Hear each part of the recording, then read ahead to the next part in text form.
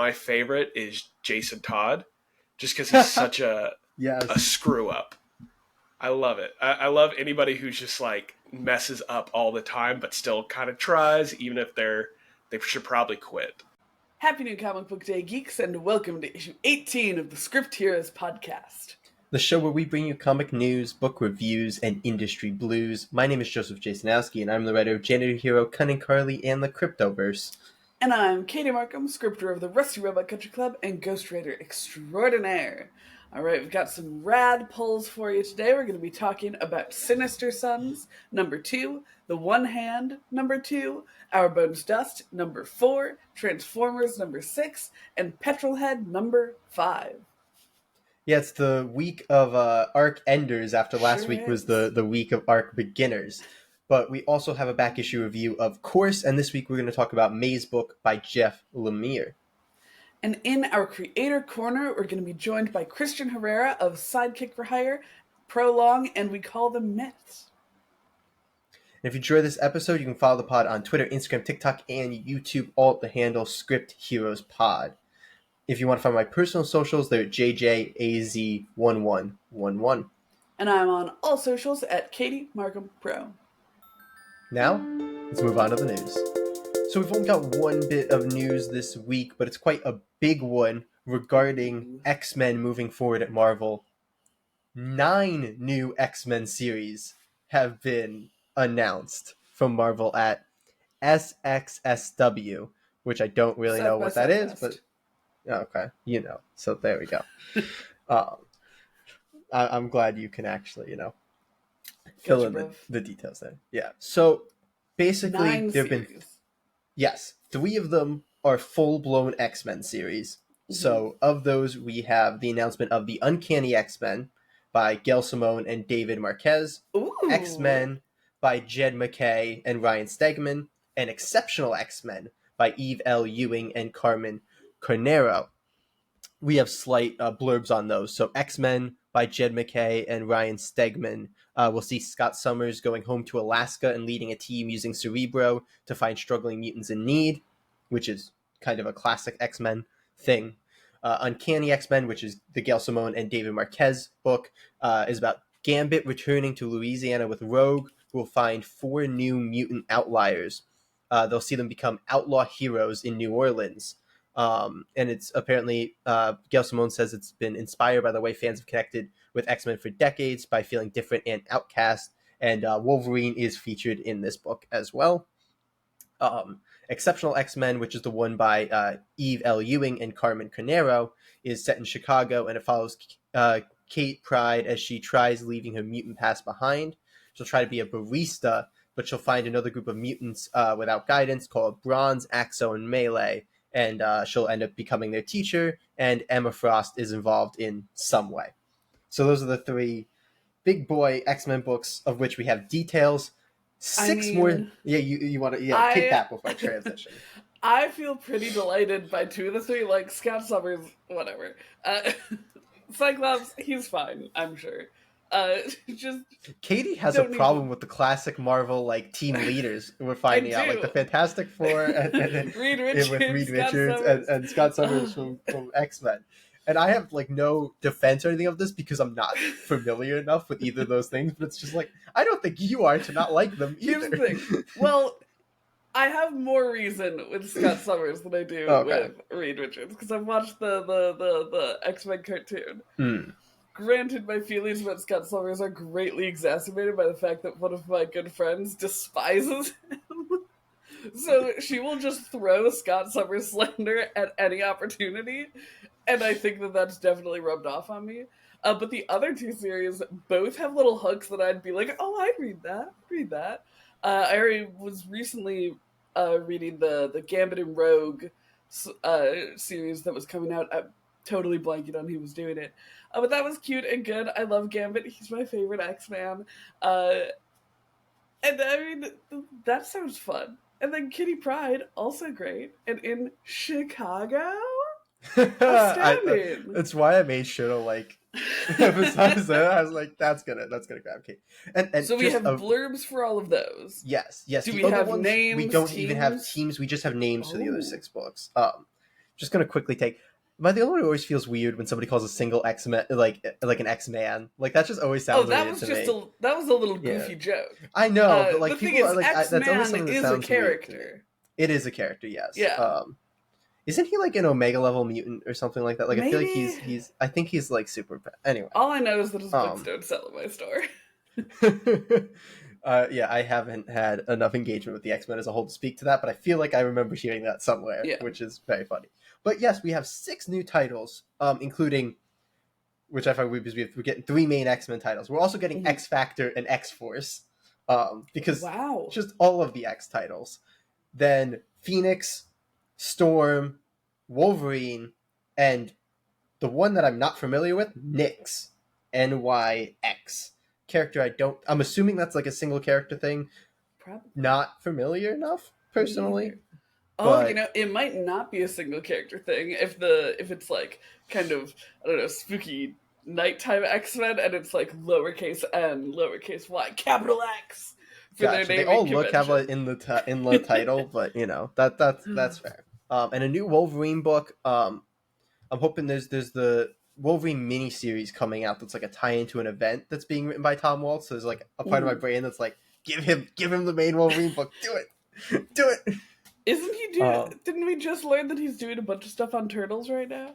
Or he's gonna be? He's doing like he's doing like a one shot and then one ongoing with Turtles. So like that's. But then he's not the kind of writer Ronin stuff, right? Yeah, but that's done. Like they finished those for the most part before they released them. Their 5-issue miniseries. Yeah, they're not super long. But he's also not a writer who's typically doing a ton of books at the same time. Mm-hmm. But I can dream. No, that's so fun. That is, I love that for them. Marvel just, I guess, baffles me a little bit every so often, because we had the Ultimate Universe happening. Yeah, we have 2099 Universe coming over the summer, and then also just beefing the hell out of their main universe too. Listen, more books are never a bad thing. The rough thing is that like you just know a bunch of these things aren't going to get past like 10 issues or 12 issues. Which is that's the rough bit of it. Like I would bet the 3 X-Men titles might get some legs. But 3 is a lot. Like 2 is like what you would normally see for like a, we're going to have 2 of this. I do not believe that I do not believe that X-Force and X-Factor and the 3 main X-Men books are all going to go past a year. Don't buy that. That seems unlikely. But we did, I'm realizing we kind of brushed right over. They're bringing back the Uncanny tag for X-Men, which is bonkers. They are not. They are. The first one was Uncanny X-Men. Right? Uncanny X-Men and Exceptional. Yeah. And I suppose a question with that is going to be, are they going to be doing their legacy numbering stuff? Like, is this going to be theoretically in the same line as, the 50-plus years long X-Men run that then was Uncanny X-Men? It's weird. Marvel's legacy numbering is weird, and they keep effing it up and putting the wrong numbers on books, and it doesn't matter when the titles change. They keep the legacy numbering and all that stuff, so... Marvel's legacy numbering is such a, like, it's such a nothing. It's like whatever they want it to kind of be. And they still don't properly do it because they misnumber books, which when you're misnumbering books, like, what's even the point of doing it? Because then, like... Anyway. No, that's where my concern comes from. Because, like, with these... They're just all going to have the legacy numbering. They're going to add 3 numbers to the legacy numbering every single month, and thus they will just inflate the X-Men number. So we got the X-Men 1000. Yeah, that's the whole point. That's what this is. Katie, you've cracked the code. Honestly, they might even throw X-Force and X-Factor like in there too, so they can add 5 numbers a month. There we go. Why not? We cracked it. No, you nailed that, Katie. You figured that out so well. Thank you. Well, speaking of the X-Men, we have no Marvel books this week. But I do think we're... Speaking of the X-Men, we're not doing any X-Men. No, we have Speaking of the X-Men, a bunch of the big X-Men creators left to start Image Comics, and we're going to be talking about 3 books from Image Comics this week. Perfect. I had to try something to transition. It was much better than my attempt. But yeah, let's boogie over to the pull list. Yeah. We've got a stacked pull list this week with not one, not two, but 3 arc/series enders. Starting with Transformers number 6, which is the end of the first arc, and will also see the end of Daniel Warren Johnson's time as the artist on the series, though he will continue as the writer. Our Bones Dust number 4 is the end of the miniseries entirely. Petrol Head number 5 is the end of the first arc and the end of the announced books so far. And on top of those 3, we also have the One Hand number 2 and Sinister Sons number 2, so a couple that are more toward the beginning of their runs. But man, are we gonna have to fill up this section next month a little bit as we're losing 2 books here. But yeah, that's of course not all we picked up as usual. Katie, what other books did you grab? I literally grabbed one other book this week. Helen of Windhorn. It's Tom I've King, been seeing that all over Twitter. Yeah, it's the same team from Supergirl Woman of Tomorrow, so I'm super excited to crack into that bad boy. What did you grab? As usual, I got this month's Action Comics, which is 1063, Green Lantern, which is 9, No One, number 8, and Teenage Mutant Ninja Turtles 149. But I also picked up a new book like you. I picked up Napalm Lullaby number 1 from Image Comics, which seems quite fun. So you really are an Imagey boy this week. You know, man. Sometimes Image doing good stuff, and you gotta buy good stuff. So fair enough. Well, speaking of Image, do you have most of our books are order? I'm counting Skybound as Image, so I think the order should be Sinister Sons. Exactly, yeah. Sinister Sons, The One Hand, Our Bones Dust, Transformers, then Petrol Head. What do you think? I'm down for that. I can get behind that. All right. Let's get sinister with our only Big 2 book. Let's do it. Sinister Sons number 2. Sin Sun is on a mission to prove he's worthy of the mantle of Sinestro. But what happens when Lord Zod throws a wrench into things? It's Sin Sun versus Lord Zod as the boys forge a path of destruction across the galaxy. The writer is Peter J. Tomasi of Super Sons, JSA, Batman and Robin. The artists on this book are David LaFuente of Radiant Red, Ultimate Spider-Man, and The Flash, and Vasco Gorglev of Amazon's Attack, Batman Urban Legends, and Night Terror's Action Comics. The colorist is Tamra Bonavillin, and the letterer is Rob Lay. Katie, you were a little bit timid on the first issue because we didn't have the Sons interacting. How do you feel now that the Sons are interacting? I am so thrilled that the Sons are interacting. I'm a little less thrilled by their interactions. Like, they're fun and good. I think my sticking point is that the bar was set kind of high for me from Super Sons, because I like Super Sons so very much. And Sin Sun and Baby Zod are Lord Zod, yeah. They're both they're a little too similar for me. If that, like, I know that they very much have different vibes going on in different missions, but like, it's kind of like just having 2 Damiens butt heads without having it be like Damien being his broody brat self and then John being his like all-American little sweetheart who takes it until he can't anymore. So I'm not like crazy hyped on this the way that I was super duper hoping I was gonna be, but it's cute, it's good. The art is so fun.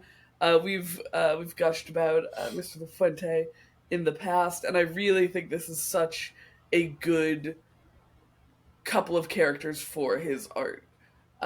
They're doing a bunch of fun action, but it's also a little bit like a little rubbery, if that makes sense. Yeah. Like, you know. Fully agreed. And I think that is LaFuente's art style a little bit. It does have like that kind of rubbery feel to it. That's a good way to phrase it, I think. Yeah. How did you feel? I like this a little bit less than issue 1. Still quite enjoyed it. I think I enjoyed the interactions for the most part between the two of them. I always go back to here. It's very much a me thing, but when books are kind of throwing jokes at the wall, that always means for me that at least X% don't hit, and those moments are always like, let's move on. But, other than that, I enjoyed it. I think that there's a lot of good, like, setup here, and, like, several moments, kind of, or, like, there's those shock moments, the surprise moments that kind of transition us through, I think work really well. My biggest, like, bit that upsets me, and, like, I kind of saw it coming because it is Sinister Sons, it's about the two of them on their journey, but leaving behind the new Sinestro Corps when, like, that was kind of the setup of the backups and, like, the lead into this feels a little bit rough. Like, I get that it's supposed to be about the two of them, but, like, why set up this, like, new Sinestro Corps of young friends for Sin Sun? Like, I feel like that would have been a fun dynamic of, like, Sin Sun being, like, the evil cult leader, essentially, compared to, like, Lord Zod wanting to completely be on his own. Like, I feel like that would have been a fun dichotomy of, like, leader versus rebel. But, overall, I did really like it. There's the 2-page splash of that you held up earlier. Yes. Really enjoyed that. There's they're fighting basically the entire book through, and we have them communicating through this, and there's this really great build of momentum where they're coming at each other. Then we have a page of art, and on that page turn, oh my gosh, it's so rad. You turn the page to this double page spread with this space Leviathan, gaping maw, tiny ship in the middle of it. It is so good. It was such a great reveal moment. Fully agree. And to give one more, like, major line of credit to specifically the writing here is, I so often feel when you get books like this where it's like, we need these two characters who would never upon initial meeting want to work together. We need to figure out how to get them to have to work together here. I feel like the forced cooperation usually doesn't work very well in books. It feels very forced. This felt very natural to me. I felt like it was very understandable and reasonable, the way that they get pathed into, like, this having to work together, and they're, like, not really working together. Exactly. I thought was very natural and nice. So that was my biggest A+ to this book. Like, I was like, nope, you nailed getting these two who would never work together to kind of have to. It was like, that's and I think that you really hit it on the head there with they're not working together. They hate this so much. They are working together in the literal most immediate sense, and even then they aren't agreeing and aren't really working together. But yeah, it's a fun book. Do you want to hop into ratings? Yeah, absolutely. I pretty much said my piece. I think it works so well the way that they kind of forced them together into this. I have my couple gripes, especially enjoying the backups of kind of leaving most of that behind, but quite good. A little bit worse than the first issue. I'm going to throw this an 8 out of 10. Still really enjoying the series. I like it quite a bit. This is actually, I think, a good jumping on point still. I still think we're early enough and kind of building enough, and you then lose all the stuff that's kind of been left behind. So this might actually be a great jumping on point. Pull this rec for me.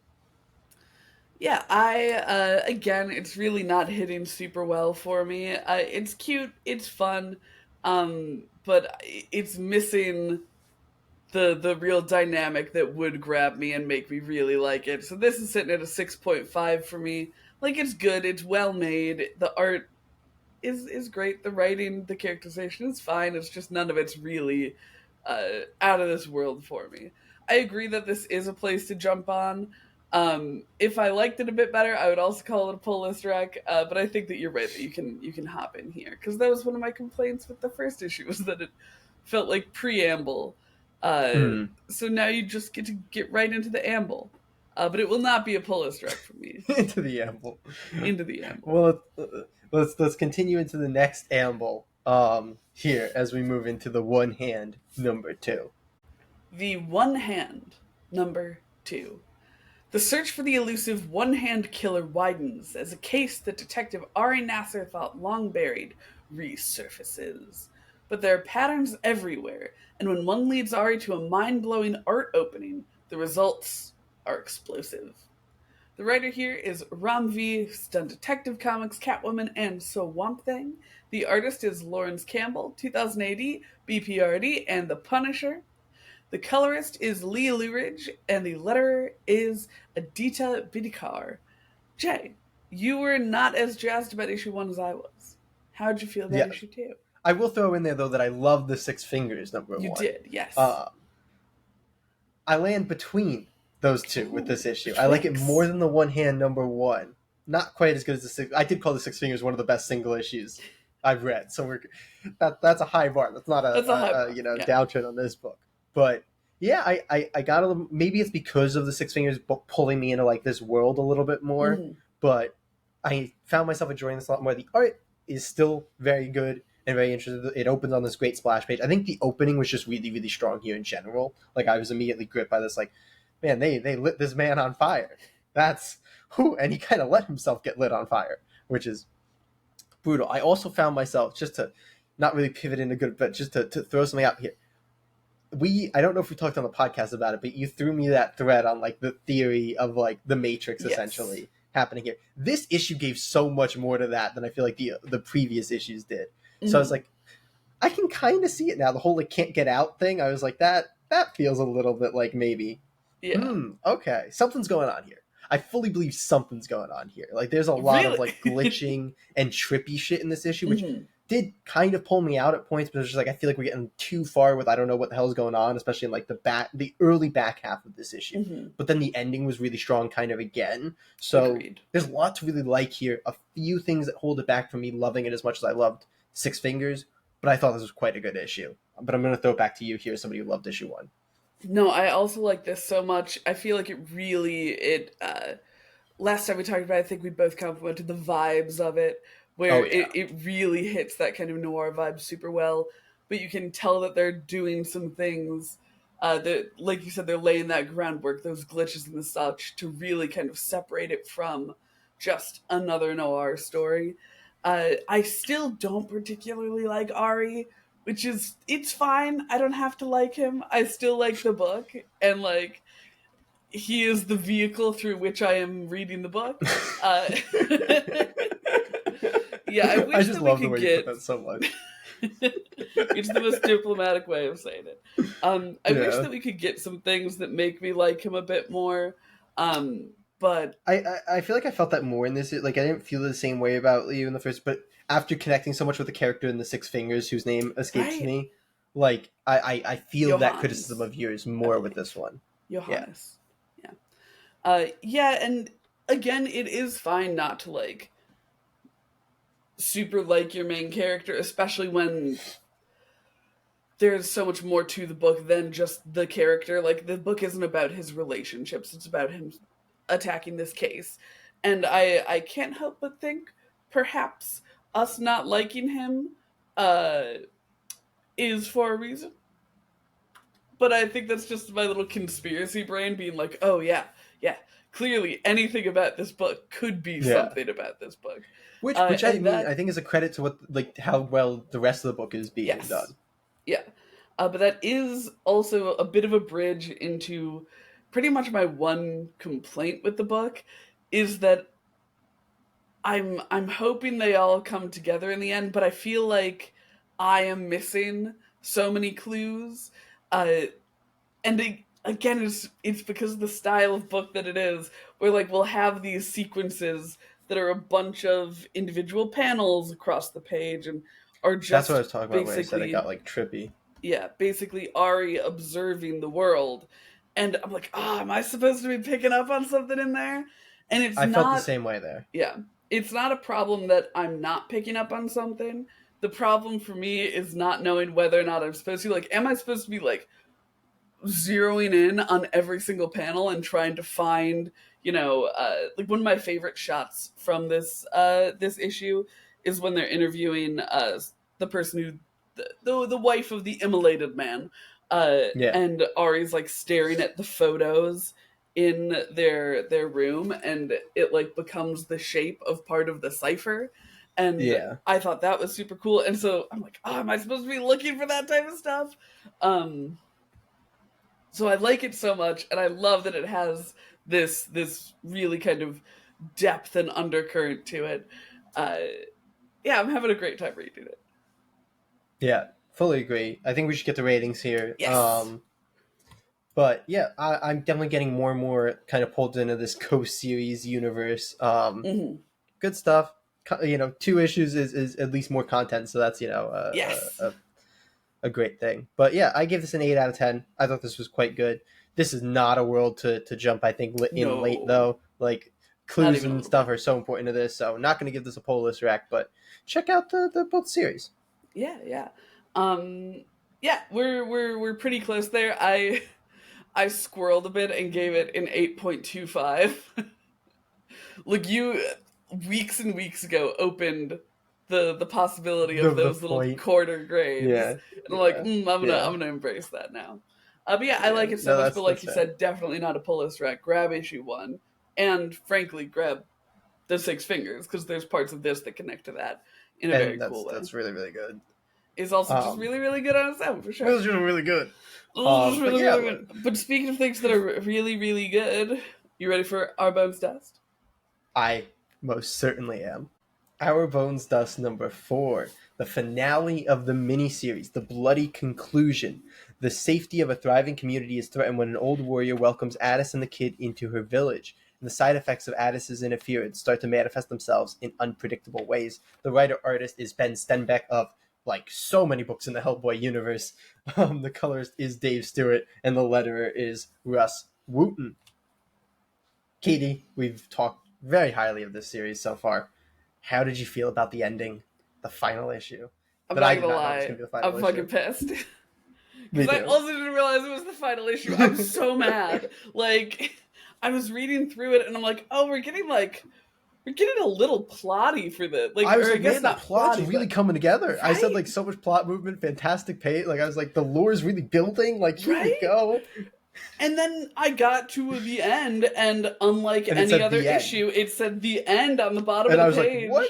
Like, what do you mean? I immediately went to, like, League of Comic Geeks. It was, I saw that it said finale. I was, like, Googling. I was like, what the? I went to image.com, and they said 4-issue miniseries. I'm like, what the fuck do you mean? Yeah. But it came together so well. Like you're saying, it all culminates so nicely.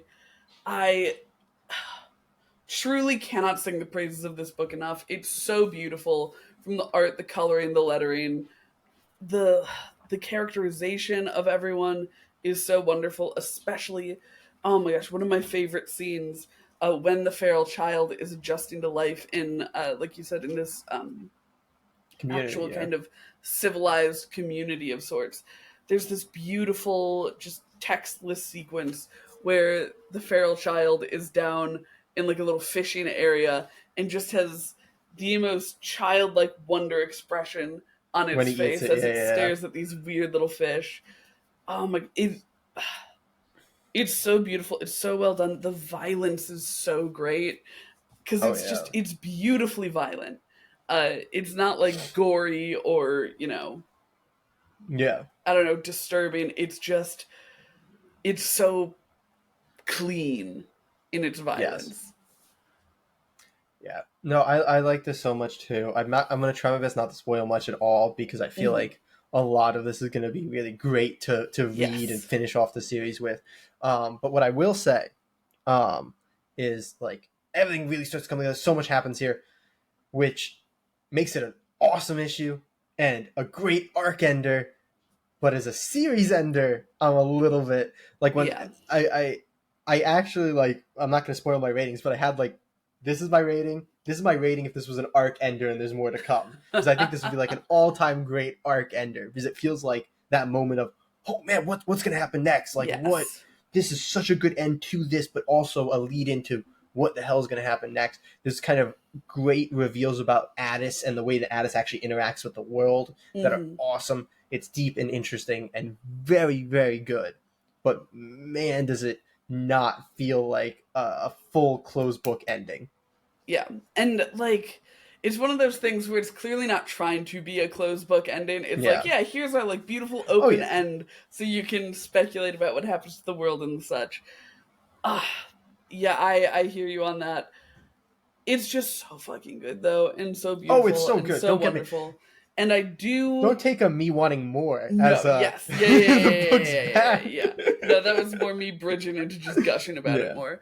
My only little hiccup is that I feel like in receiving all of this information, we did receive a good chunk of it through like spoken word, especially about Addis, and I feel like a lot of the beauty of this book in the previous 3 issues was how much was said without being said, and there's a lot of that in here as well.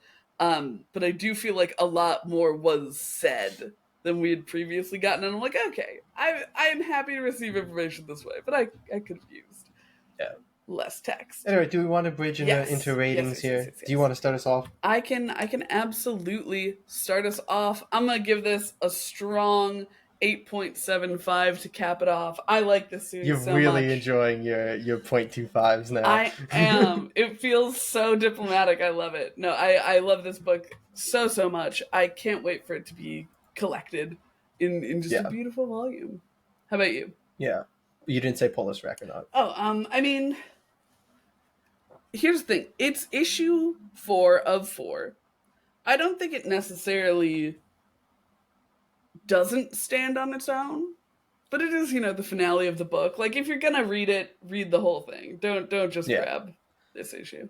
Fully agreed. I gave this a 9 out of 10. I thought this was really good. The little thing I said, if this was like an arc ender, I think I'd throw it that 9.5 out of 10, give it that full credit. But 9 out of 10, still full very, credit. Very he says, book. Giving it a 9.5 instead of a 10.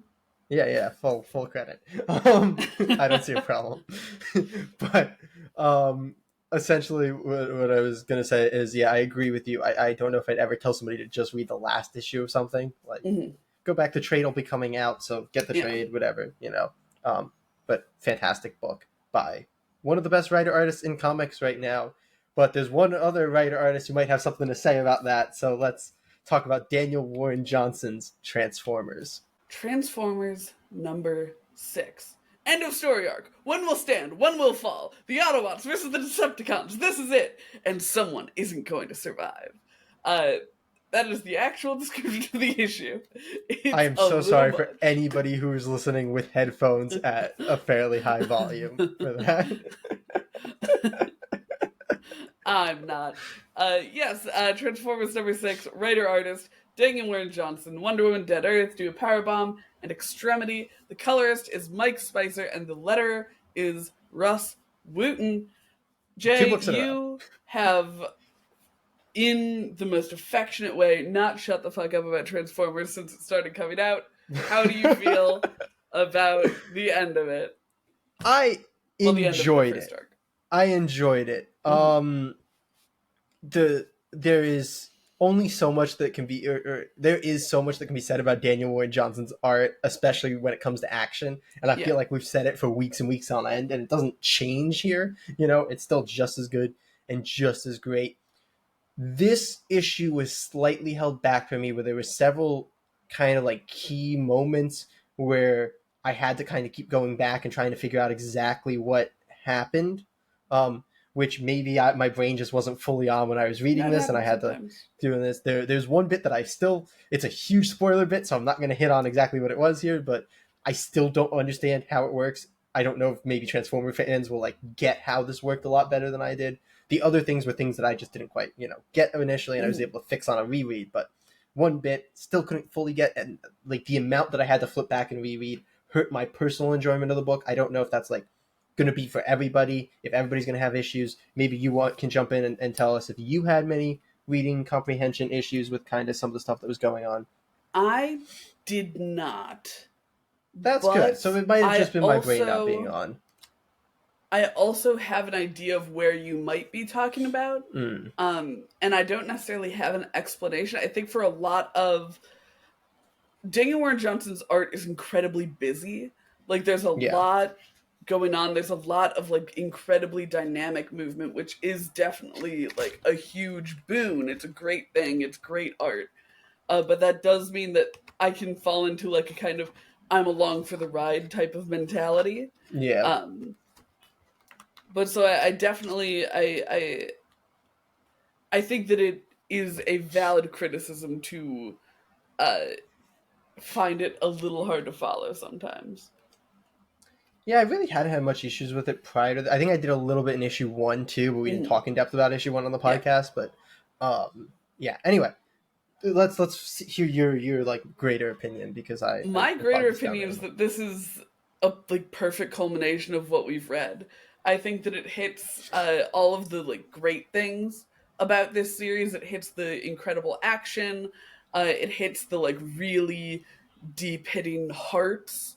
Like that issue ender. We can't say what it is, but that issue ender is just top tier. Oh yeah. And I think that it even adds to that more. We have a couple of characters who call into question like the kind of black and white of it all, because I think, you know, for something that is like, I've said this before about Transformers, where my association with Transformers is always like Saturday morning cartoon vibes, you know, Autobots versus Decepticons is good versus evil, and it's black and white. And I think that we saw some of those like historical things toyed with a little bit, which I'm very excited to kind of see where that's going. Yeah, I think the characters were super well done. The art is beautiful. This is, other than, I think issue 3, it was either issue 2 or 3 that I absolutely went crazy for. This is easily my second favorite. I think you really liked issue 2 because issue 3 was the first one we talked about. And you read the first 3. Issue 3 is the one that I said was like God tier, and then you were like, "No, I actually liked issue 2 more." Yeah, but this one is absolutely just. Do you want to launch into a rating at that? Because it feels like you've punctuated your statements here. You might as well just throw a rating on that. Yeah, I threw an 8.5 on this one. I thought it was so good. I thought it was so good as an arc ender and just as a book. How about you? Yeah, I thought there were some really great emotional moments too. Cliff Jumper has like this awesome hero moment that I love, because Cliff Jumper has been such a highlight of this book in general. But with the amount of, because always wait with personal enjoyment versus trying to figure out some level of objective, because that's impossible.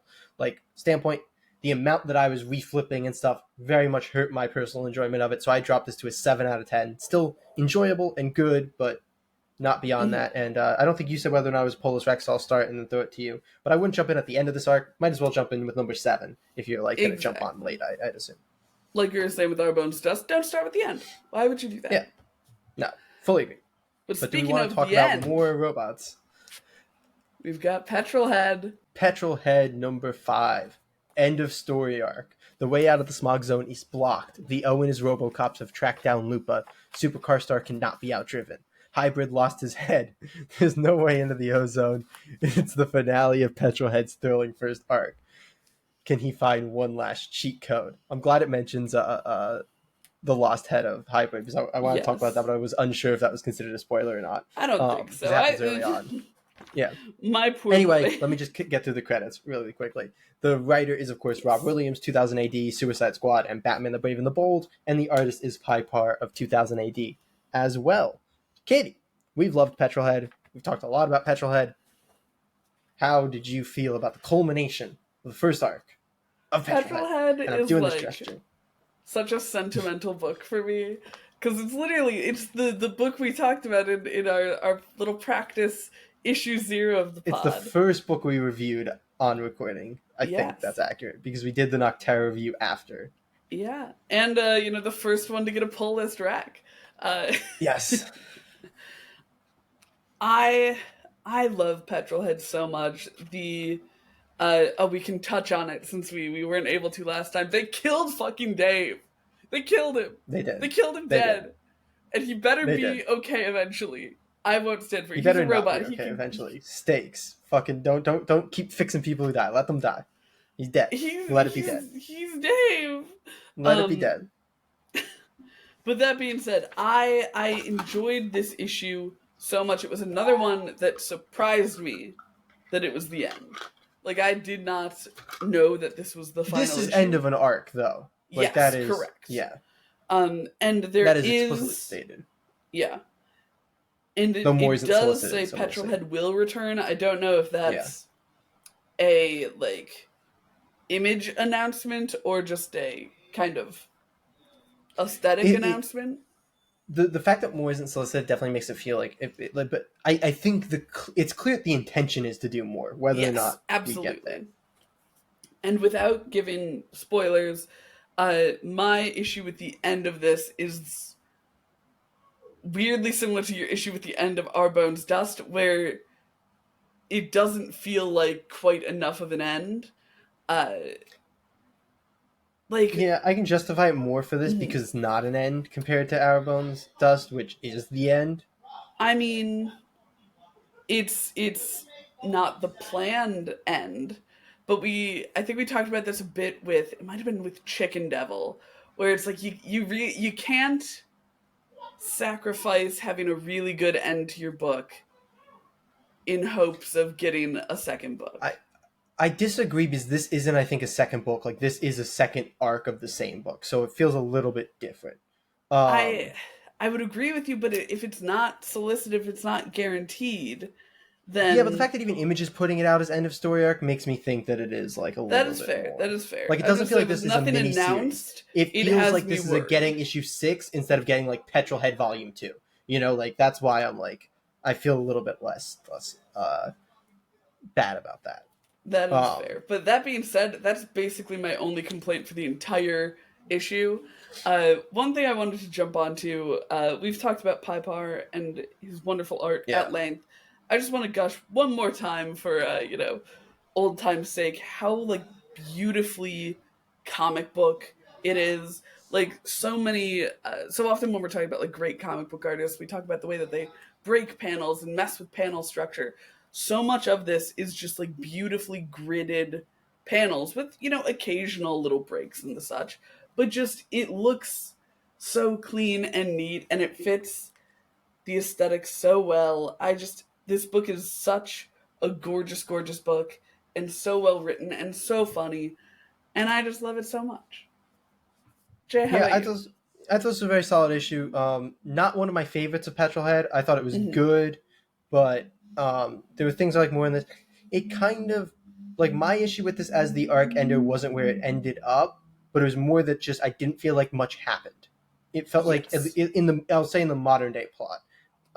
But even like in the past plot, like actually what I said is like I understand because of where they wanted to end it, they couldn't go very far. But then I was like, then I wish we had like more actual plot movement in the flashback. Like I feel like it was almost an admittance on their point that they didn't have much to do in this book when they literally had an interlude page where nothing happens.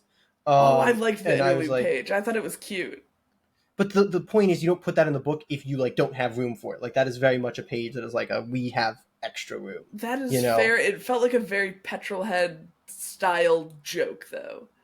Like that's fair. It just felt like they didn't have much to do with this. Like they were like, this is where we ended the last. This is where we want to end the arc, and so we don't have much actual plot movement to do in there. So we'll do fun stuff, and it's very enjoyable and very fun and exciting, but in terms of the actual plot movement, the plot doesn't move very much. We start here and we end like an inch more forward. Like exactly, there's not a big amount of plot movement. It's still very enjoyable from a page to page and a joke to joke and character standpoint, but I just wish either in the past or in the present we had a little bit more plot movement. No, I hear that. One of my notes was like, oh, so 5 minutes passed. Yeah. And 5 like, might even be do that in the present. But then, like, really do something with the past story arc, where the past story arc also felt like here's a fun thing, that kind of happened that'll lend some credence and stuff, but it wasn't, like, a plot movement in the past either. So yeah, I think the problem is that the setup that we get in the past is for a payoff that only becomes, like, central to this issue because of the setup in the past. Yeah. If that makes sense. But... No, it's still a very good book. Are you ready to hop into ratings? Do you want to rate? Yeah, throw a rating on this thing. Yeah, I'm going to throw a 7.5 on this guy. Again, I wasn't thrilled with the way, like, knowing that it's going to be time before we pick it up again, I'm not thrilled with the way that it ended. And that was a very big thing for me. How about you? That's super. I went a little bit higher than you. I gave this an 8 out of 10. I still love Petrol Head so much, and I think this book is still so enjoyable. But yeah, I landed on an 8 out of 10, and we've said it for the last 2 books in a row. Do not start at the end. Not a pull list rack, but the trade. I'll give the trade a pull list rack when the trade comes out. Buy the trade. Same. Absolutely. But speaking of trades, are you ready for the trade of Mazebook in our back issue review? Let's do it. All right, here we are in the back issue review. This week we are talking about Mazebook by Jeff Lemire. A lonely building inspector, still grieving the loss of his puzzle-loving daughter, receives a mysterious phone call one night from a girl claiming it's her and that she's trapped in the middle of a labyrinth. Convinced that this child is contacting him from beyond this world, he uses an unfinished maze from one of her journals and a map of the city to trace an intricate path through a different plane of reality on an intense and melancholy adventure to bring his daughter back home. As mentioned, the author and illustrator of this is Jeff Lemire, pretty prolific in the comics community. Sweet Tooth, Batman and Robin, Black Hammer, Essex County, whole bunch of stuff. And the letters are by Steve Wands. Jay, how did you feel about Mazebook? I'm going to say something, and I want to preface it because I'm a little bit worried that it might sound like it's an insult, and I don't intend it that way. So I want to get that out of the way before I say this. A worrisome disclaimer. Yeah, right. I feel like it feels like a 5-issue long anthology story, if that makes sense. Like, it feels... If you explain it, I think I could get to it making sense. Like, content-wise, it feels like an anthology story. You know, obviously, there's no anthology story that's 5 issues long, because then it's not an anthology. But I mean, like, in the sense that because it's not... It doesn't... It has that vibe of, like, within the universe, there's no real explanation of what's going on. Like, it's more of a metaphorical, surrealist kind of piece, which, you know, typically you'd see as like a 10-page, 8-page, whatever. No, I'm picking up what you're putting down in like an anthology. But instead, it's 5 issues long. And that's why I want to preface it by saying I don't mean that as an insult, but that is like where my mind immediately goes to, like, this is an anthology idea that then got like turned into a obviously I don't know that was Jeff Lemire's thought process. But, like, in my mind, someone didn't read the back matter. I did not. No. It's all right. My bad. It's fine. I do love how we'll often read the back matter of issues the other ones don't. Like, I didn't read any of the Transformers ones, and you're like, oh, yeah, this part of the Ledger's column. Yeah. But, no, yeah, I get where you're coming from. This is a very, like, cerebral story. It's not a story where a lot of things are happening. There isn't really world building to be had. It's very much, I mean, I think you hit the nail on the head with it being surrealist, where it's not that this is another world. It's not that it's like, you know, some, adventure into a far off land. It's supposed to be like right under the skin of reality, and not knowing what's really happening and what's kind of because that's like at the end of the day, if you try to like go back and kind of like make sense of it in universe, it doesn't really work. You can't quite understand what actually happened in the. I think you're left with the one question of who made the calls. Everything else I feel is pretty easily. It's just all in Will's head. I mean, maybe the dog. Importantly, there's a dog. There's the dog. The thing that's funny to me is because this has like your favorite thing in comics, a dog, and then like your least favorite thing, which is a bunch of it's in black and white. And I was surprised to see you recommend a book, and then I was like, wait a minute, a lot of this is in black and white. Katie hates black and white comics. Here's the thing. It's specifically black and white comics that I'm not a huge fan of. This has like gorgeous watercolor washes happening that does give it a kind of... Like, it's not that I don't like two-tone comics. It's that I'm not a fan of, like, stark black and white comics. And I like where this is going. Yes, yeah. Color. Like, I think we talked about when we were talking about TMNT, the what's it, black, white, and green or something. Like, I really like black, white, and red. I love Superman red and blue. I like a good two-tone and a good kind of limited color palette. It's just when it's specifically, like, inks on paper. Saying that, I might actually... I'm going to change our back issue review for next week hearing you say that. Oh, which is interesting. Because I didn't know what it was already. No, because there's actually now a kind of black and white comic that I was avoiding doing because it's black and white, but I think you might actually like it now because it's not that two-tone digital black and white or, ink on. I am very excited.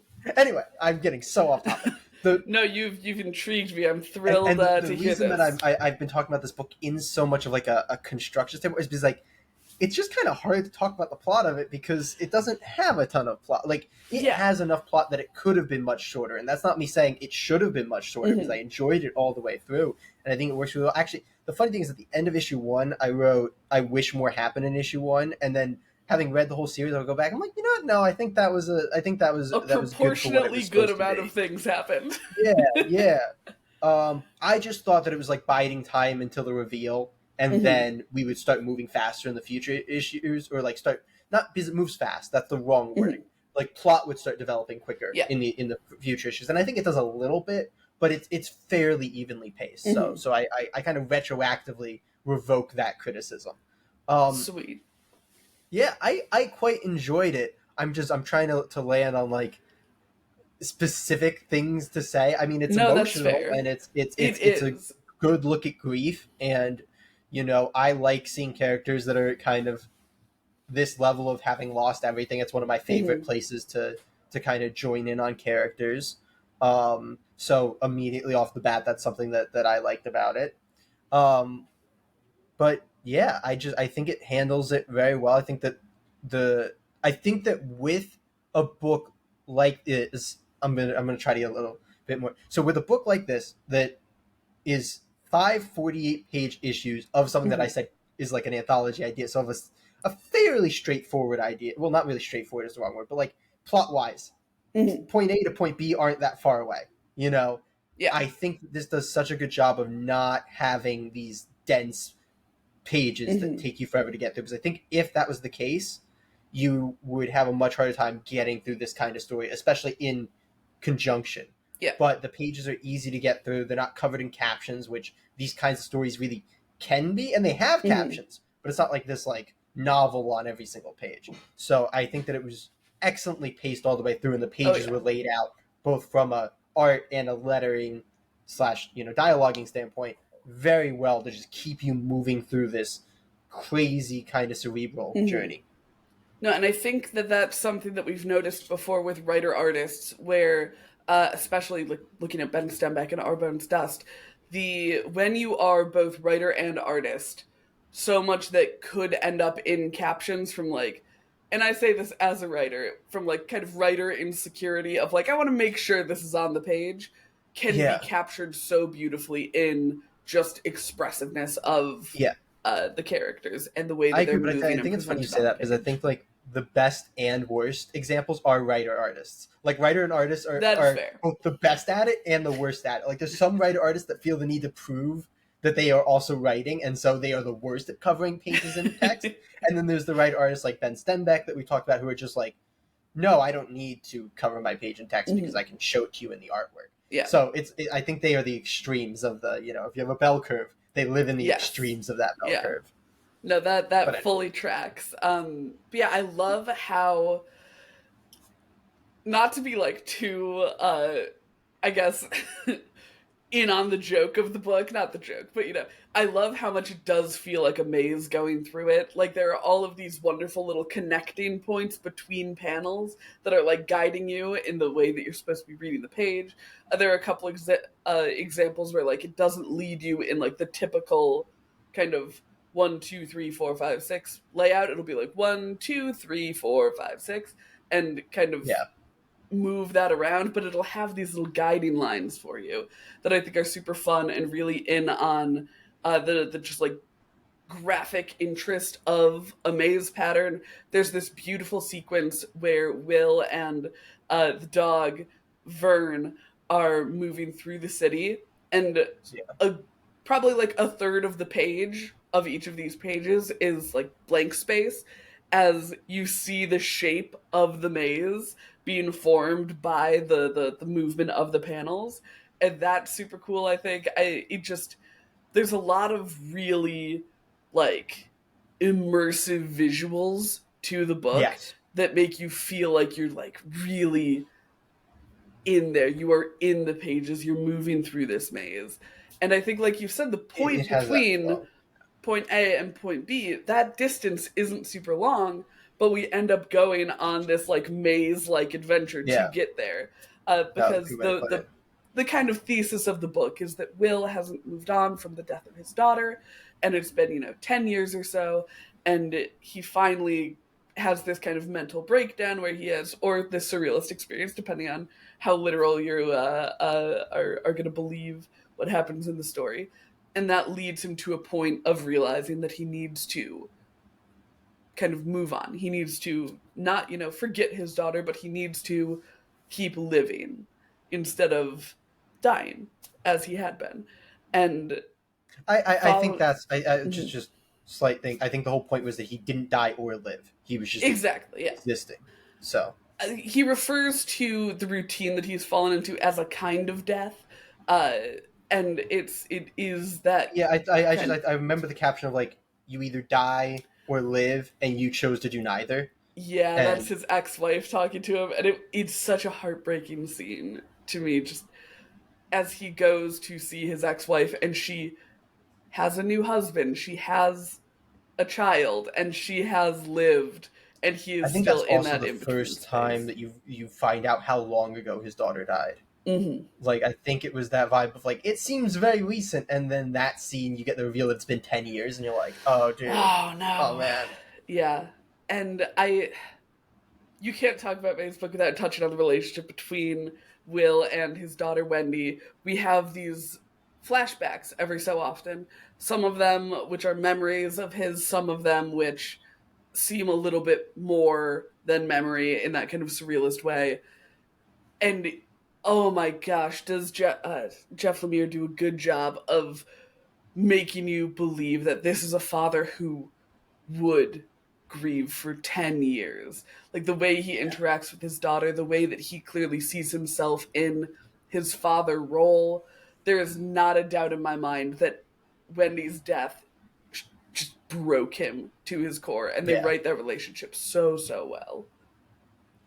And I think part of that is also like just how well thought out, like, illustrating memories are done in this. Like, there's a bit where when he doesn't have a face, and then like there's a bit where we literally see like the kind of watercolor paint like having a little bit less like pigment in each saturation panel as like the memories fading away.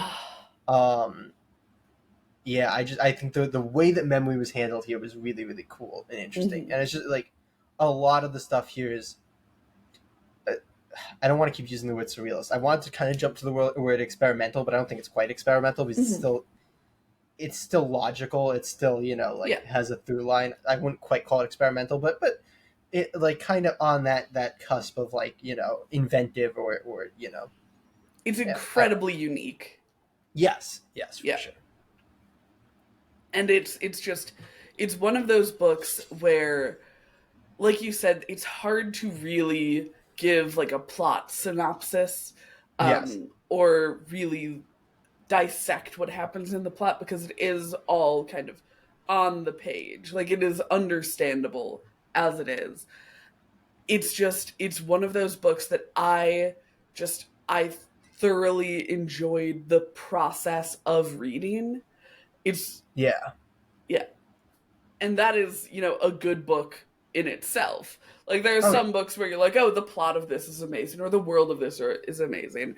But the experience of Mazebook is what really, I think, gives it that power for me.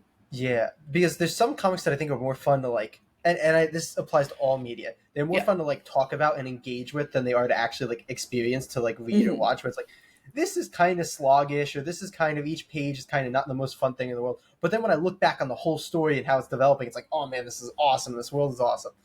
This is kind of the inverse, where it's like, this is such a great experience, but like I'm kind of at a loss to discuss it. Like, we can discuss, like, that's why I think most of the discussion is landing on like the actual process of the art and of the way that it's constructed, because I don't think there's much to discuss in the plot. Like, he got a call that he thought was his daughter. He went to kind of look for his daughter. He got a maze tattooed on his arm. He tried to figure out the puzzle. He started kind of a relationship with his neighbor, but not really, because he was like pulling away. And then he went on an adventure with a dream dog, and then he found the real dog, and then he came back and he was like, my daughter is, gone forever and I have to move on, but I found your dog and we can start a relationship now.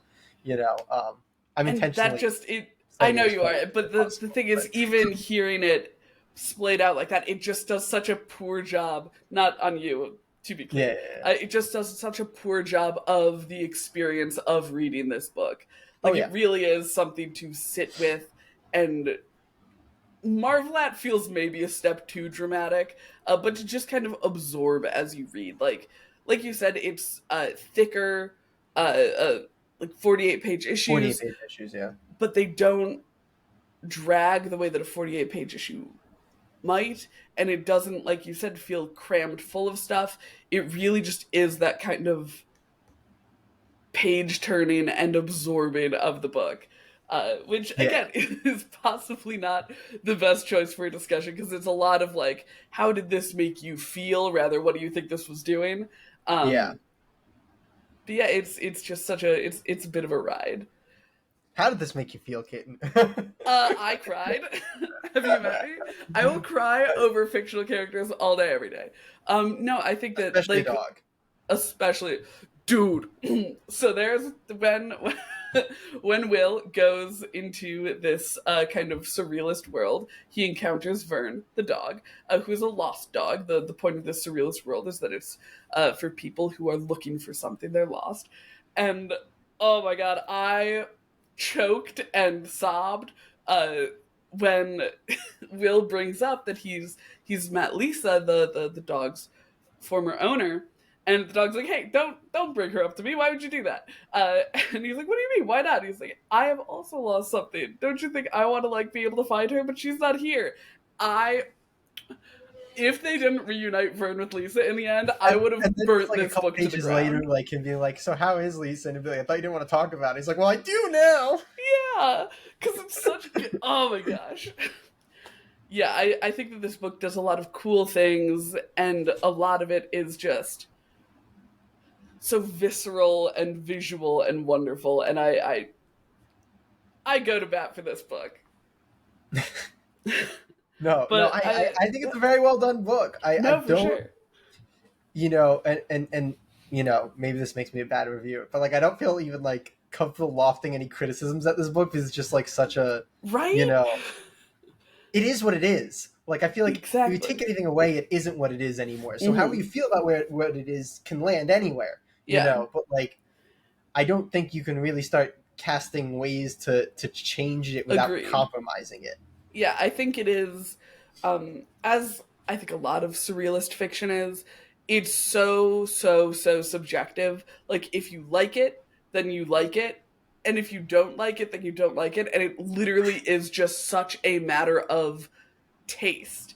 Like, there's such little objectivity to it, in my mind. You went full, like, art major right there. And so, like, I'm internally cringing because I feel like that's what you just said is so often applied to like a picture of a lemon, and it's like, and like, so I'm trying to put that away. Like, I agree with you in this sense, but like, I feel like that description is so often used for stuff that's just like, you know, like this is a sock nailed to the wall. It's like, no, this is actually something that you can follow, and it has a plot, it has stuff going on. And that's why I'm trying not to call it experimental, because I know what experimental means in art a lot of the time. Right. So I'm trying not to put it there. No, but I think you're right that it's not. Yeah. But just, that being said, are we ready to decide whether or not we liked it? Yes, we are. Because it is kind of that binary, but you're going to make me put a number on it, aren't you? Yeah, that's kind of what we do. I know, but I don't like numbers. Anyway, you want to start off or should I? I can start us off. I don't know where I'm going to place it, but I know the rating I gave it.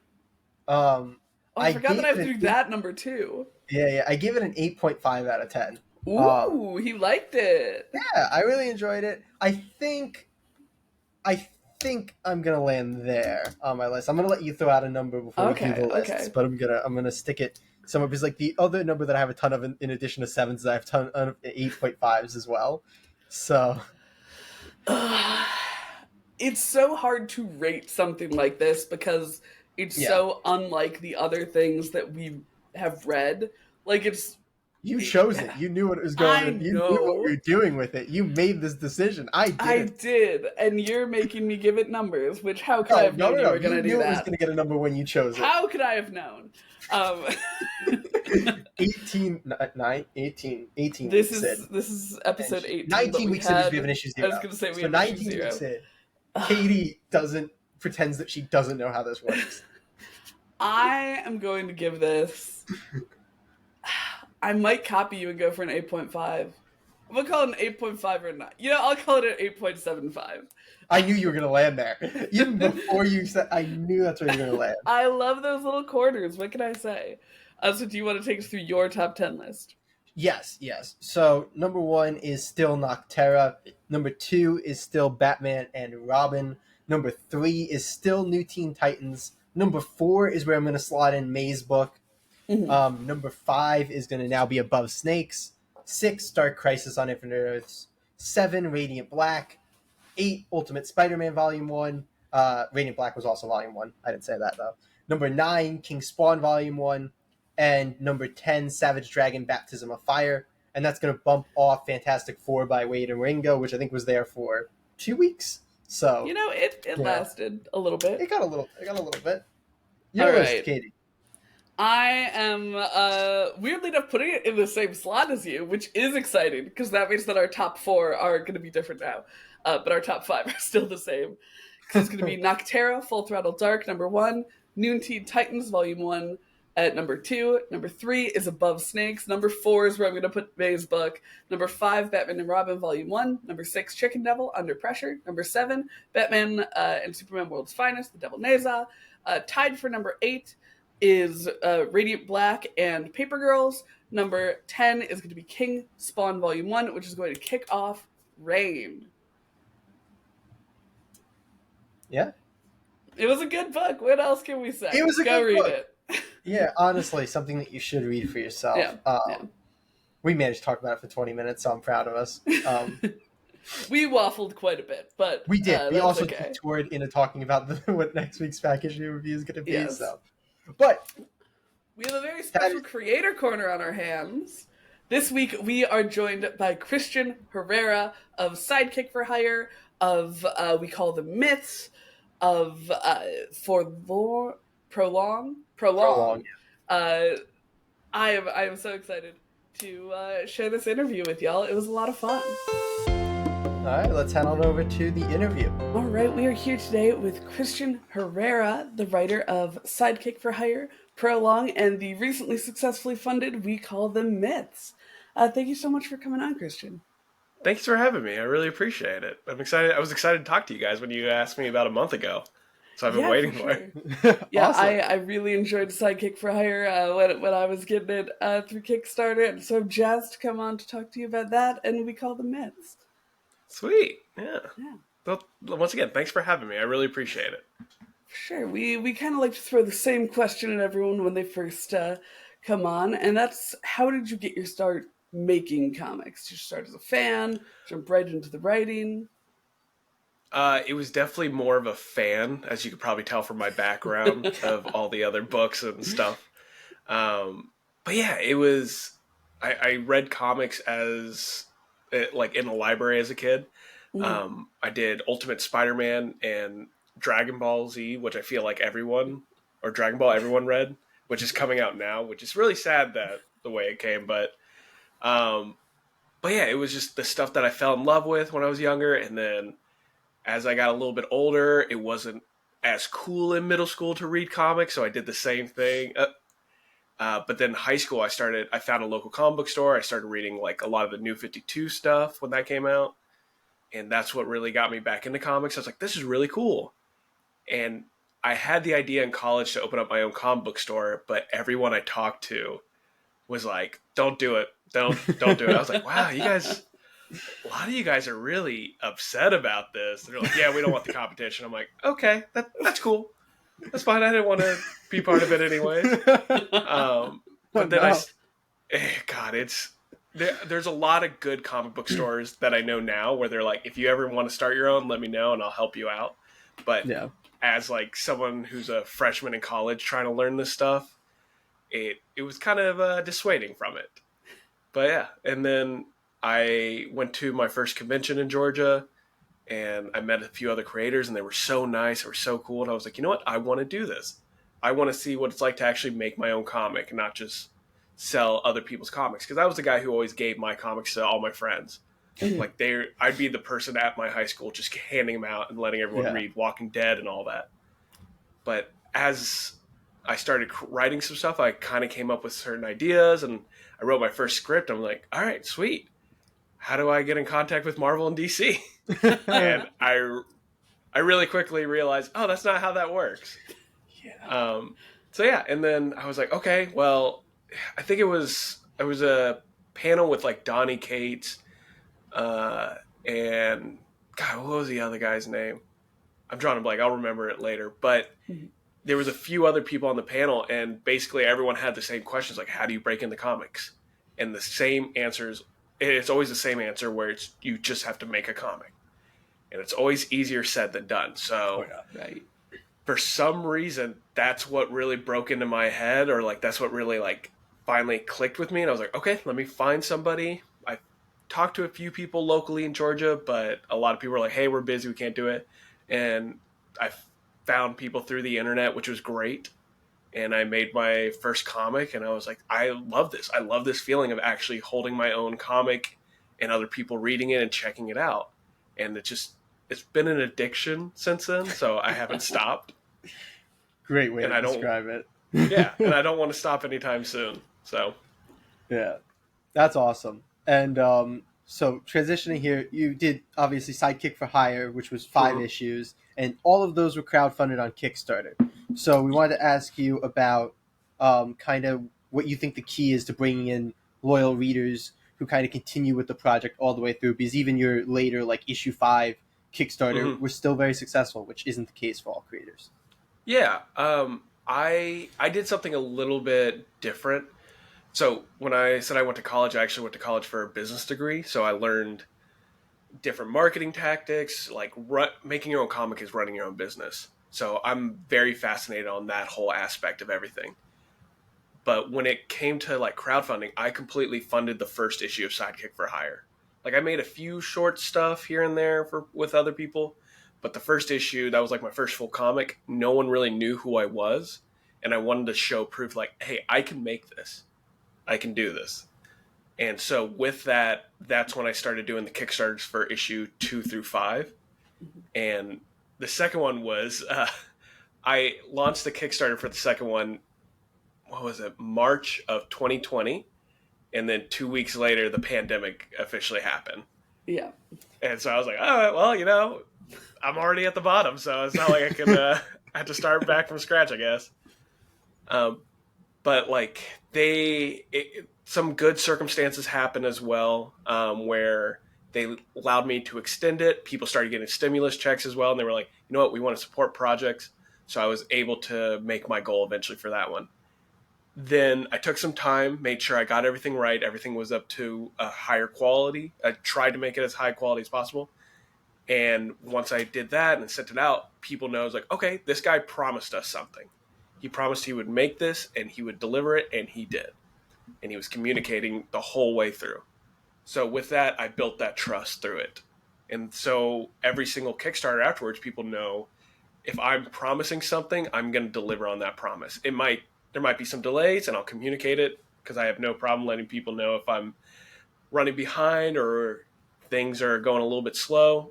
It's that communication. People appreciate being in the know of it. And that trust it's a hard thing to build, but it's even harder to build back up if you lose it. Mm-hmm. So, well said. Yeah, no, I think that's something like super evident with the quality of like the physical product of the Sidekick books is that a lot of times when you get these Kickstarter books, sometimes they're a little rustic, we'll say. And Sidekick, it sits flat. Everything looks good in it. It's definitely a good product that you provided. It was definitely some trial and error with that. Like, I think the first time I printed something out, like the color was a little bit washed out. And I was like, oh, okay. And I was like, there's something off about it. And it was at that point, it's like, okay, what kind of quality do I want it at? So I feel bad if I ever like talk to like other printers because they're being nice and it's running a business. But I'm like, hey, this is an issue with this and so on and so forth. But I have to do that because if I don't talk to them about it and then I push it off to someone else, they're going to be like, well, I'm just going to keep getting this kind of quality of stuff. So, and I want to make good stories. I can't make a comic every single month as much as I would love to do that. It's just not financially possible right now. Yeah. So anytime I come out with a story, I want to make sure it actually looks good and feels good and is interesting for people. Mm-hmm. So yeah, no, that's a good way, I think, to go about it. But so you kind of finished off Sidekick for Hire with issue 5, with Leo kind of developing into his own hero, but it was a little bit of an open-ended ending. So I have to ask if there's any plans for further adventures with Leo. There's no official plans right now. Rick Alves, the artist on it, he and I kind of talked about it, and we're like, well, this is the ending that kind of made the most sense for the way the character was going. And I remember talking to somebody about it, because this story's been out for over a year at this point, I think, almost over a year. But like, it became, people started realizing like, oh, this isn't like a hero story. It's definitely more of a vigilante story, where it's somebody who wants to be a hero, but he's not doing the best things right now. But we left it off like that. I'm not going to say no, but there's no official plans right now to continue it on. We might do something a little bit later. I definitely, like, whenever I was creating the story, I'm like, oh yeah, I can do like 30, 40 issues of this. This would be great. And then I made like I had the 5-issue story already planned out. And then as I was making that, I was like, no, I think 5 issues is just what it needs. I don't need to have my own Ultimate Spider-Man run, which is over 100 issues. Yeah. And it definitely came to a very natural and satisfying conclusion. Thank you. Greybird. We have some obvious Batman aesthetics.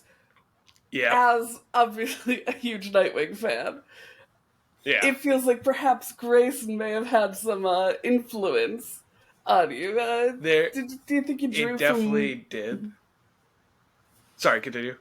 No, you're good. Do you think you drew from Batman? What else did you draw from for this story? So in the first issue, we kind of talked about it with like the main hero in the first one. It was Captain Ultra. It was very much supposed to be like a Superman style hero, but from like the 1940s, where it's campy. His outfit looks ridiculous. Like, that's why they have a white suit and like green tights. But that was like the first idea. Then the second idea was supposed to be, all right, now we're in the Batman, the dark side of stuff, as they were going with. And I was like, okay, so Nightwolf is supposed to be Batman without legally being Batman. That was actually, somebody was like, if you want to write Batman, just cut off the ears and change the name. And you can write Batman. I was like, that's a good point. So that's kind of like the idea that I made for him. And I was like, well, I'm a big fan of all the Robins. I love Dick Grayson. I think he's a better Nightwing than Robin. However, my favorite is Jason Todd, just because he's such a screw up. I love it. I love anybody who's just like messes up all the time, but still kind of tries, even if they should probably quit. But that was kind of the idea with this one, where he's like, okay, he's pretty much Robin if he was bad at his job. That's just Jason Todd, in my opinion. So yeah, there was definitely inspiration on it. Yeah. It was inspiration of taken from all the different Robins, of just like, how do I make this into my own character? Because I love Teen Titans. I love reading the comics as a kid. I love the TV show. But I wanted to kind of take inspiration from other people, but also make it my own version in a way. And I hope I did that well enough. Oh, yeah. But yeah. So yeah, it was definitely a lot of inspiration from Nightwing and Red Hood and all those other characters. Yeah, that's great. You mentioned the letter at the end of Sidekick Fire 1 that you kind of had been working on this idea for a while. With your new project, we call them Myths, which recently funded, as we mentioned earlier. Is that another idea that you've kind of had for a long time, or is that something that kind of came to you recently? So that one was a little bit different. Most of the stuff that I'm working on, that I actually contact other artists and be like, hey, I have this idea. What do you think of this? And I'll send them like pretty much a first draft of a script with a very short but sweet outline of it. So that was the idea for Sidekick for Hire and Prolong, and one other shorts that I did. This one was a little bit different, which actually made me a little bit more excited because Colton Mastic, the artist who actually lives in Chicago, he's fantastic. But he and I started talking because he read one of my comics and I read one of his, and we were just chatting on Twitter of all places, and we were just like, yeah, it's really cool and stuff like that. And he was like, yeah, I'm kind of looking for something new to work on. I was like, okay, let's try this out. What do you want to work on? Like, I want to figure out what that, and then we can actually make something that's more collaborative rather than me being like, here's an idea, let's do this.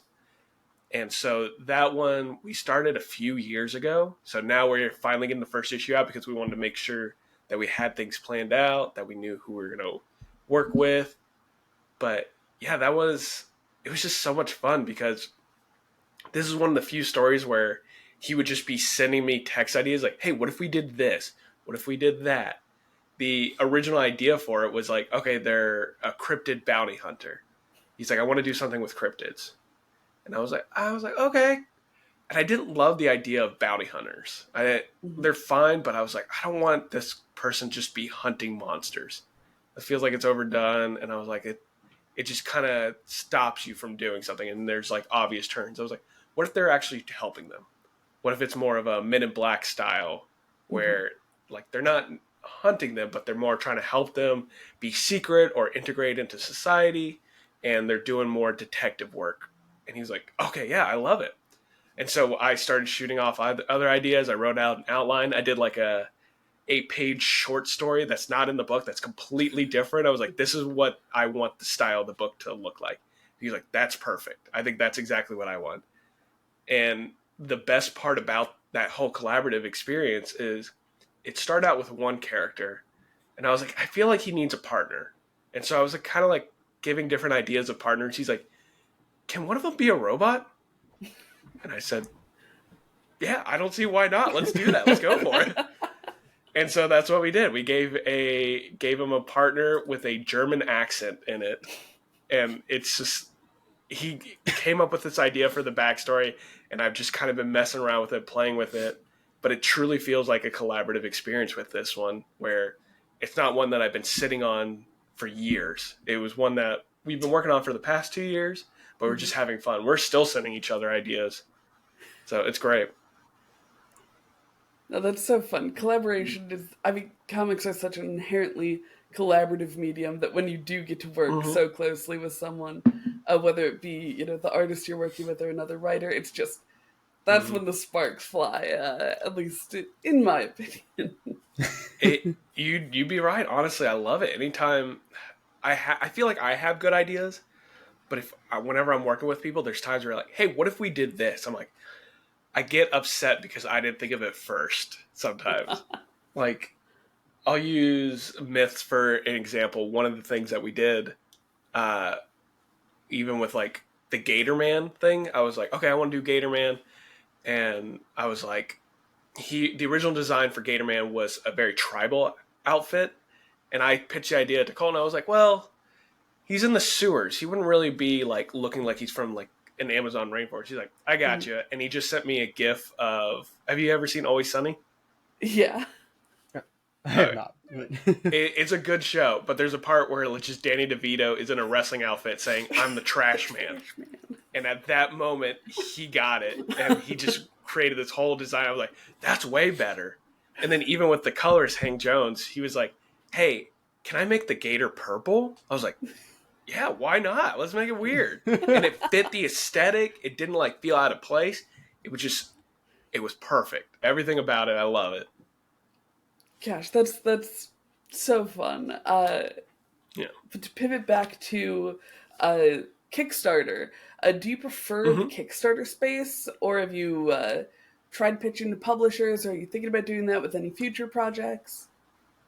Yeah, I've tried doing a few pitches before. I've been picked up by smaller indie publishers, which I actually prefer because they're just like, here's what we want. I was like, perfect.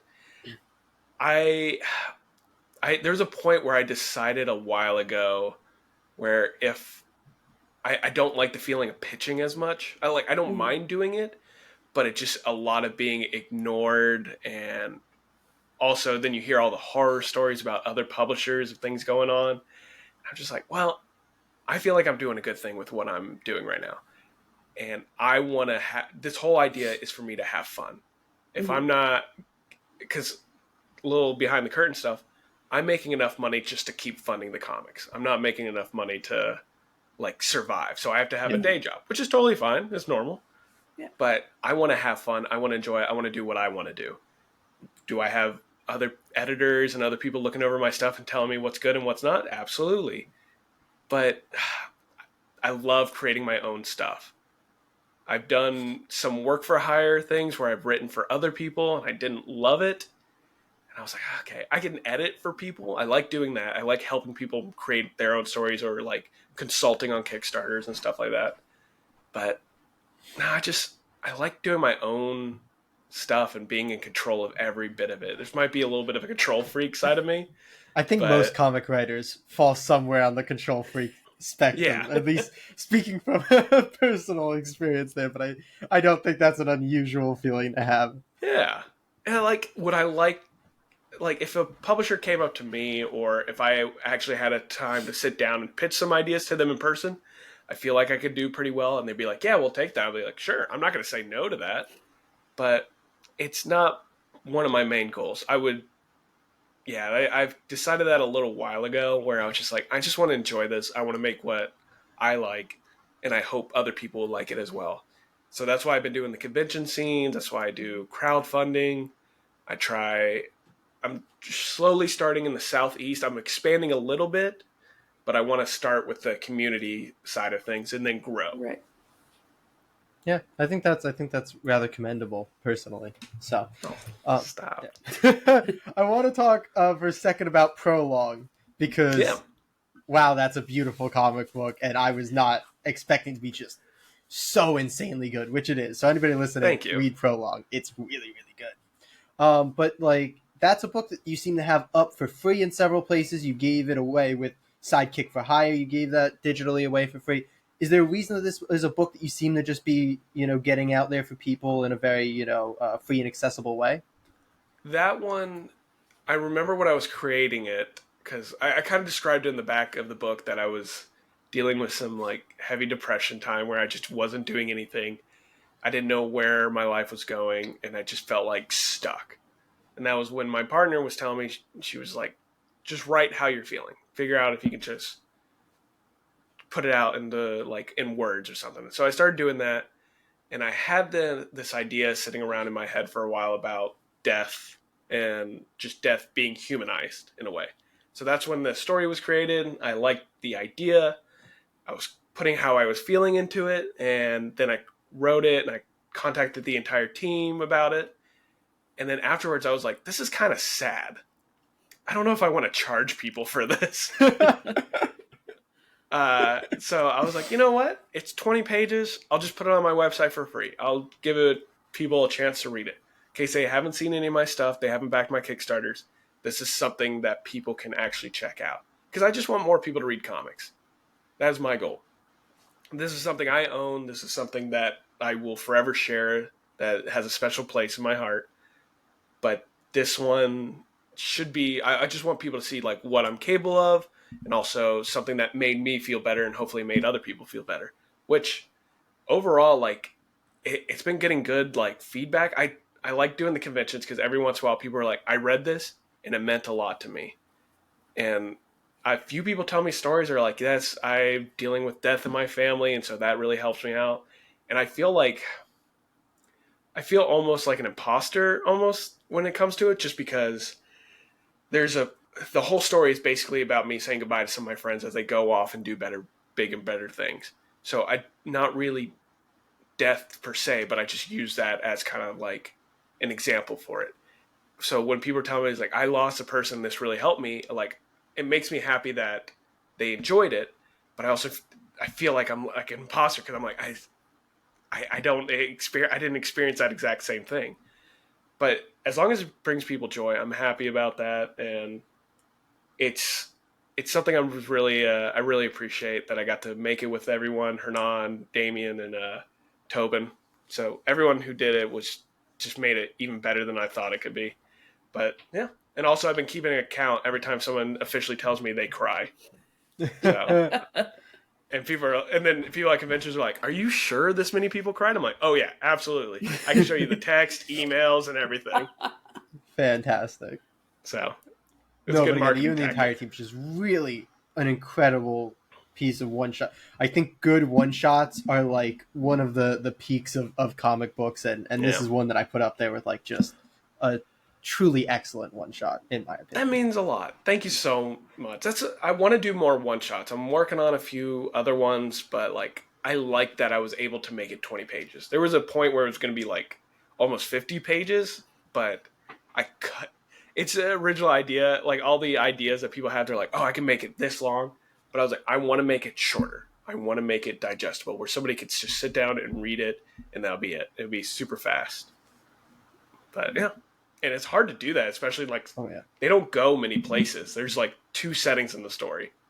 And it's just like, all right, we have to figure out camera. That was the other thing with the collaborative experience too with Hernan, where it's just like, okay, the camera has got to move in different places. So it just doesn't feel like 2 people talking the whole, every single panel. Yeah. Well, I think you both did a good job. It feels very like dynamic in its sort of more stillness. Mm-hmm. Yeah. I think that the end product speaks for itself. So if anybody wants to go, like I said, it's free on your website. So we'll link your website in the description and people can check it out. But yeah, absolutely. And if you cry, you got to let me know. Got to add to the tally. But I think that's gonna more or less wind us down here for the interview. Like you said, you go to a lot of conventions. Any of those coming up where people can come and find you, buy your books? I'm doing a show in Athens. So a lot of my shows are going to be like Georgia. Mm-hmm. So I'm hitting up one in Savannah in May.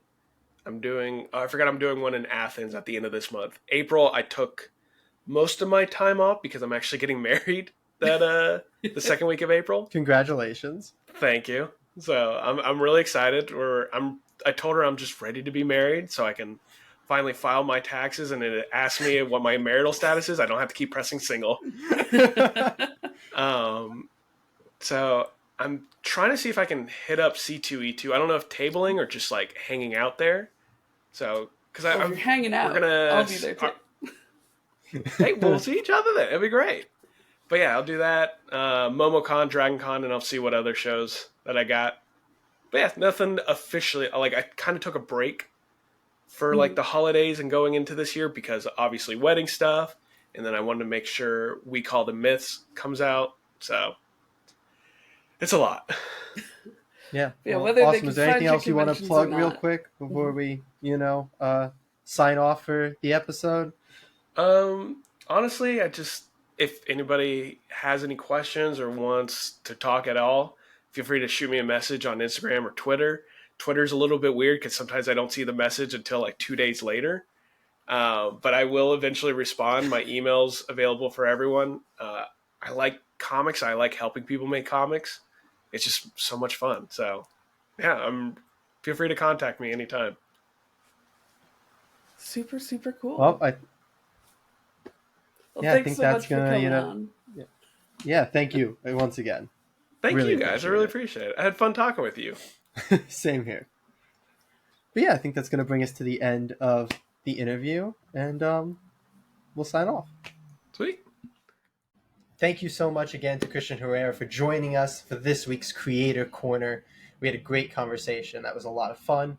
But that's going to take us to the end of this week's festivities.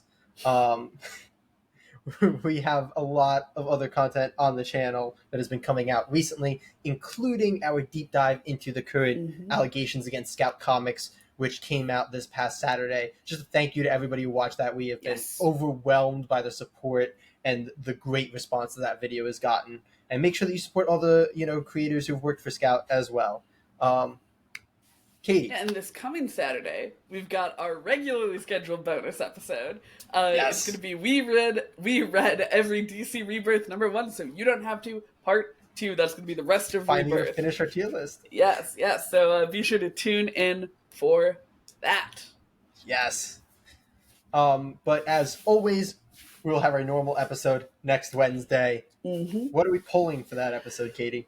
We are pulling DC's April special, written by our friend John Layman. The Displaced, number 2, and Lotus Land, number 5.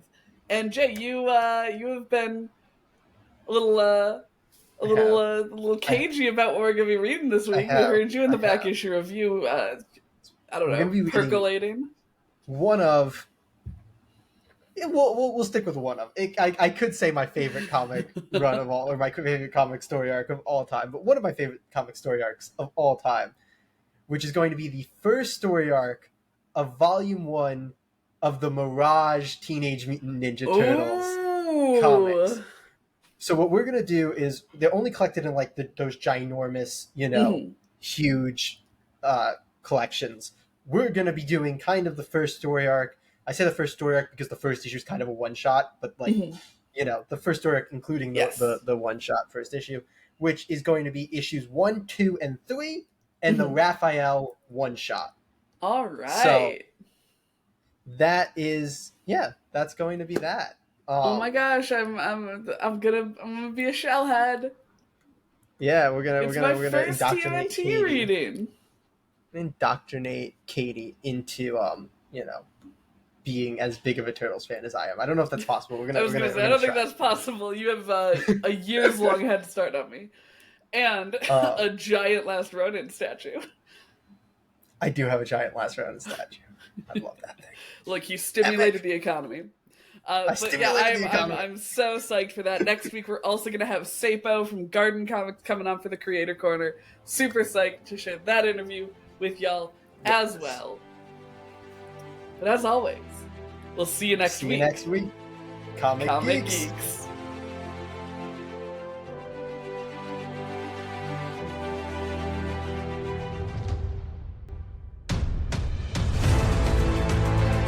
Cool. I'm sorry. You just sounded like a sad a cappella man who wasn't part of a quartet or anything.